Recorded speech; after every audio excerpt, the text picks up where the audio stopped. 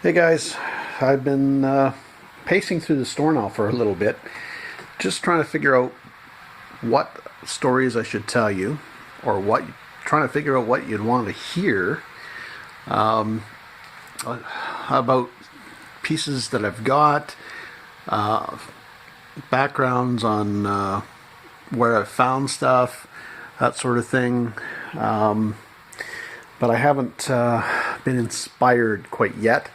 Although when I came across one thing, I was inspired right here. This is more of a reselling story. The Nudie Cubes just reminded me, I'm not going to show you the Nudie Cubes. They're a 1980s Rubik's Cube with topless ladies on them. But I do sell them for 25 a piece, mint in box. But I'm not going to show them to you. What this is about is where I got them. Was a fellow that owned a pawn shop. Now, I didn't meet him at his pawn shop. I met him at a flea market where he was selling notepads. Now, he had all these notepads, stacks and stacks of notepads in little boxes, little wood boxes with decoration on the outside. And, well, I'm going to turn you around here so I can speak directly to you. So I'm comfortably sitting in my office now. A little warmer. Anyway, this fellow was an older gentleman, I would say in his 60s. Maybe late 60s, and he was selling these notepads, like I said, in little wood boxes, and the boxes had patterns and designs on them of all kinds. And I thought, here's an old guy who has obviously way too much time on his hands and does this as a hobby.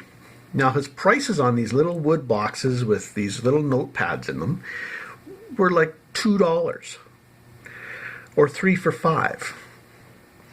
Now, I couldn't figure out who would sell something like that so cheap and why they'd sell it so cheap and how they could make any money.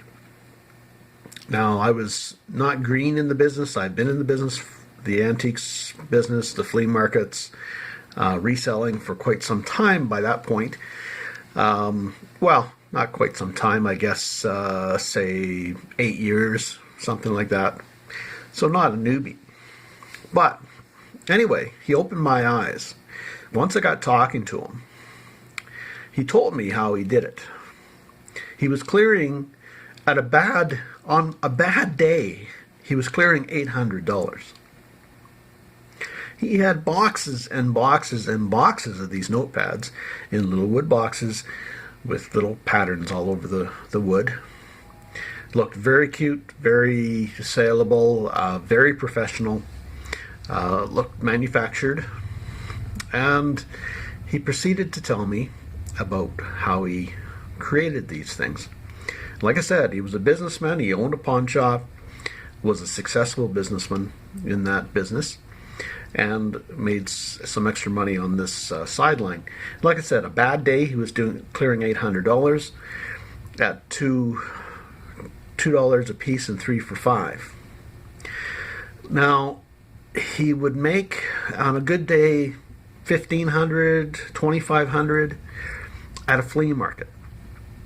Now, this is back in the 90s, in the mid 90s. So clearing $2,500 at a flea market off of $5 items and $2 items, it's not common. Not many people could do that. So anyway, I got talking to him, like I said, and he proceeded to tell me how he did it. Basically, his supplies were all free. The wood was from another friend's business who had a woodworking shop. They were all offcuts. The paper was from another friend's business who had a printing company. And to get rid of all this excess paper, he would custom cut them into notepad sizes. and custom cut them to size for this fellow's boxes. So he had a standard size for his notepads, of course. And the pattern that was on all these notepads was a trash product from another friend's business who manufactured fabric. It was an industrial grade tissue type paper that was put underneath of blank fabric, so that when the images were printed on fabric with ink, it would transfer through to this tissue paper. And this tissue paper would be discarded, be thrown away. So he ended up with rolls and rolls and rolls of all these different patterns, which he glued to these wood boxes. But then you've got to consider, he's got to nail all these friggin' things together. Well, he had jigs that he just put the wood in and cut multiple pieces at once to custom size. He only used, I think, 4 nails per unit. They all tacked together within seconds. And the paper went on with glue within seconds. I forget how many seconds each one took, something like 30 seconds to manufacture in total, or a minute, something like that. So he was making about $2 a minute. And like I said, although he was sitting at a flea market trying to sell them, of course, but his cost in time was minimal. So, like I said, he was making some pretty good money at the time off of trash. And this is not a new thing, of course, making money from trash. A lot of different companies will reuse and repurpose scrap materials in other products.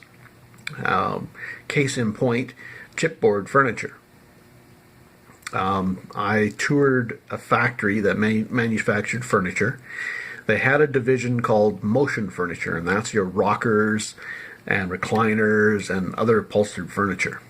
Now, they use solid wood in the manufacture of those for the frames. And all the offcuts went into bins to be ground up, to be made into boards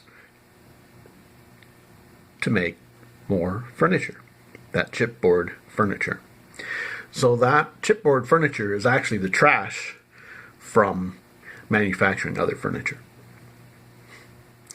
Basically, with paper over top of it to make it look like fake wood, or make it look like wood.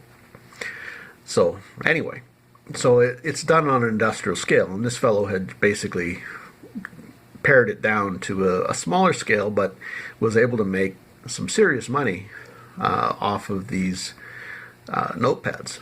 Thousands of dollars off of trash.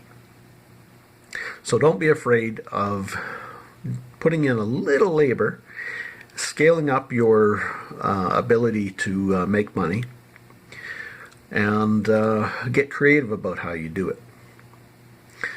So anyway, thought you might enjoy that one, and maybe get some ideas. And don't be afraid to sell some of that trash, even if you have to put in a little labor to upscale it. Upcycling is not a new thing. It's just a trendy thing now. Ride with that trend if you can, and go for it. Anyway, happy reselling. Like I said, hope you got something out of this. Take care.